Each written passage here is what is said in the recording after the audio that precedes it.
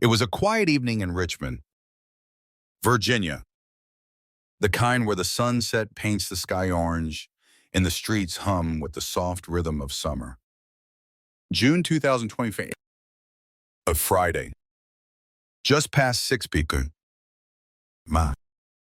Marcus Green, 28, black, was walking home from his job at a community center, his backpack slung over one shoulder, earbuds in, playing a lo-fi playlist. He was tired but content, thinking about his mom's birthday dinner tomorrow, grilled chicken, her favorite. He'd saved up for a gift, a silver necklace, tucked safely in his bag.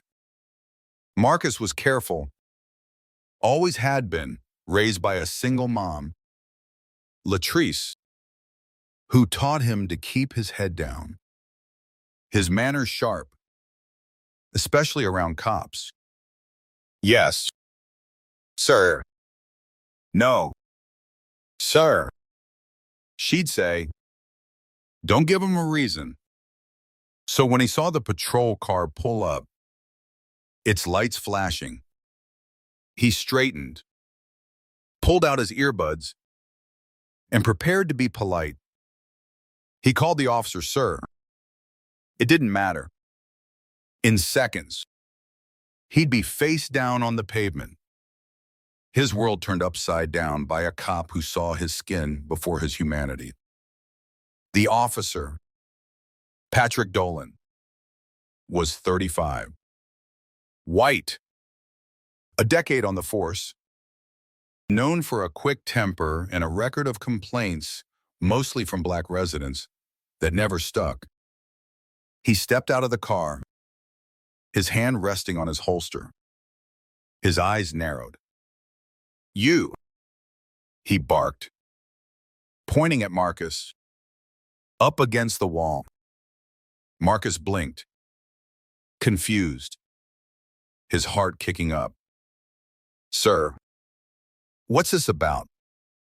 He asked, voice steady, hands raised, palms open. He'd done this dance before. Stay calm. Comply. Survive. Dolan didn't answer. He moved fast, grabbing Marcus's arm, twisting it hard, slamming him against the brick wall of a corner store. Pain shot through Marcus's shoulder. His cheek scraped the rough surface.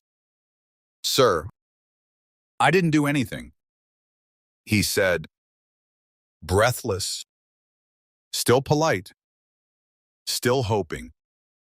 Dolan's response was a knee to his back, pinning him down, cuffs biting into his wrists.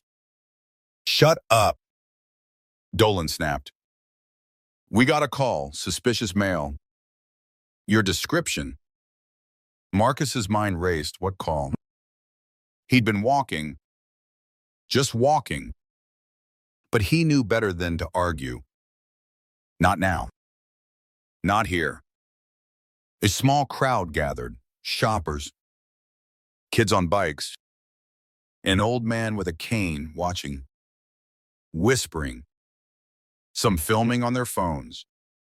Marcus felt their eyes, the weight of their silence, the sting of their fear.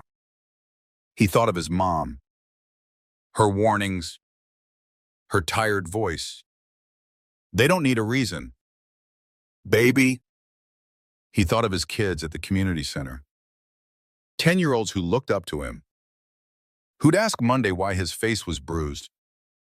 The cuffs tightened. Dolan yanked him up, shoving him toward the car. You're coming in, he said. No explanation. No rights read. Just power. Marcus's necklace, his mom's gift, slipped from his bag, glinting on the sidewalk. No one picked it up. Let's pause to ground this. Because Marcus's story isn't just his, it's a thread in a long, painful tapestry. I've spent years studying these encounters, and they're not accidents. Black men are 5 times more likely to be arrested than white men, per a 2024 DOJ report, often for vague reasons like suspicious behavior. Marcus's politeness, his "sir," didn't shield him, it never does. History echoes here. Think of the 1960s, when civil rights marchers were beaten for disturbing the peace. Or the 1990s, when stop and frisk became a license to harass black and brown bodies. Dolan's actions weren't new, or routine, a reflex of a system that assumes guilt before innocence. Marcus wasn't a suspect, he was a target. Back to the moment. At the station, Marcus sat in a holding cell, his shoulder throbbing, his cheek swollen. No call had come in. Not really, just a report Dolan claimed. No details. No proof. Marcus knew the drill. They'd hold him, maybe charge him with resisting, maybe let him go when the paperwork got messy. He'd seen it happen to friends, cousins, his own brother, who'd spent a night in jail for loitering at 19. But Marcus wasn't just angry, he was strategic. He'd studied community organizing, worked with kids to know their rights. He memorized Dolan's badge number, the time, the street, details his mom taught him to lock away. They can't take your truth, she'd say. Here's a subplot to deepen the stakes. Across town, Latrice Green, 50, was setting up for her birthday dinner. Unaware her son was in cuffs. She was a nurse, her hands steady from years of stitching wounds, her heart heavy from raising a black son in a world that didn't see his light. When Marcus didn't come home, she called his phone, no answer. Panic crept in, but Latrice was no stranger to this fear. She lost her nephew to a police shooting in 2018, a wound that never healed. She drove to the precinct, her voice firm but shaking, demanding answers. My son's not a criminal. She told the desk sergeant, a white man who barely looked up. Find him. Her strength wasn't loud, but it was steel, a mother's love against the system's indifference. Meanwhile, one of those phone videos hit ex-black man slammed by cop for nothing, 500,000 views by midnight. The clip showed Marcus's calm, his "sir," Dolan's rage. Comments exploded. This is why we kneel. He shouldn't have talked back. The post reached Aisha Carter, a black lawyer who'd grown up with Marcus's brother. She was at the precinct by morning. Pro bono. Her laptop open. The video downloaded. This is assault, she told Marcus, her voice low. Fierce. We're not letting this go. Marcus nodded, his jaw tight. He wasn't just fighting for himself, he was fighting for his mom, his kids at the center. Every black man who'd been slammed and told to take it.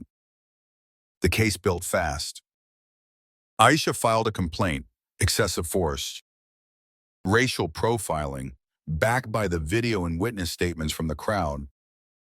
The old man with the cane, Mr. Jenkins, 72, came forward, his voice shaky but clear. That boy didn't do nothing. Latrice organized, rallying neighbors, church members, the community center's parents. Protests formed outside the precinct, justice for Marcus. Signs waving. Voices loud. Dolan was suspended. His record finally under scrutiny. 12 complaints in 10 years. All black or brown victims. All dismissed. The department issued a statement. We're investigating, but it rang hollow. A script they'd read too many times. Here's another layer. At the community center, Marcus's kids, Jaden, 11, and Kayla, 10, saw the video. They idolized him, called him Coach Marcus for teaching them basketball and life. Jaden, quiet, asked, why'd they hurt him? Kayla, bolder, said, we gotta fight back. Marcus, out on bail, went to them, bruises fading but visible. We fight smart. He told them, voice steady, with truth, with love, with us. He started a youth group, Know Your Rights, teaching kids to record, to speak, to stand. It wasn't just healing, it was building. A legacy no cop could break. History anchors this. Think of Rodney King, 91, beaten on camera. The world watching but justice slipping away. Or Eric Garner, 2014, choked for resisting. His last words a plea. Marcus's story is softer. No death, no riots, but the root is the same. A system that sees blackness as a threat. I've studied these cases, and they're not isolated. They're policy, unwritten but real. Data stings. Black Americans are 5 times more likely to be incarcerated than whites, per 2025 stats. Dolan didn't act alone. He acted with permission. A badge as his pass. The fight wasn't clean. Threats came, calls to Latrice's phone. Leave it alone. Aisha's car was keyed. Her office mail filled with slurs. Marcus's job cut his hours, budget excuses. But he knew better. But they pushed on. The video hit 2 million views. National news picked it up. And the DOJ opened a probe into Richmond PD. Dolan faced charges, assault, misconduct, a rarity. But the evidence was ironclad. His trial was swift. 6 months in jail. Badge revoked. A small win in a big war. Controversy time. Did Marcus escalate by speaking, even politely? Or was silence his only safe bet? I say speaking was right, his sir was defiance. A claim to dignity. But it's not simple. Every word risks a knee, a cuff, a bullet. Silence saves you, but at what cost? What's your take? The aftermath was quiet but profound. Marcus returned to the community center. His youth group growing. Jaden and Kayla, his loudest voices. Latrice wore her necklace. Found by a neighbor. At every rally, her son's love a shield. Aisha took on more cases. Her firm a beacon for the profiled. Marcus spoke at schools. His story a warning. A spark. You're enough. Don't let them tell you different. What's the lesson? I've learned this from years of stories. From tears and triumphs. Injustice thrives until we name it. Fight it. Outlast it. Marcus didn't just survive, he built. For his mom, his kids, himself. Debate this. Does one case shift the system or just scratch it? I say it's a crack, small, but spreading. Picture Marcus coaching Jaden's jump shot, Latrice cheering, Aisha drafting briefs. That's not just justice, it's hope. Hard-won and ours. If this stirs you, share it. This isn't just Marcus's fight, it's ours. Still burning,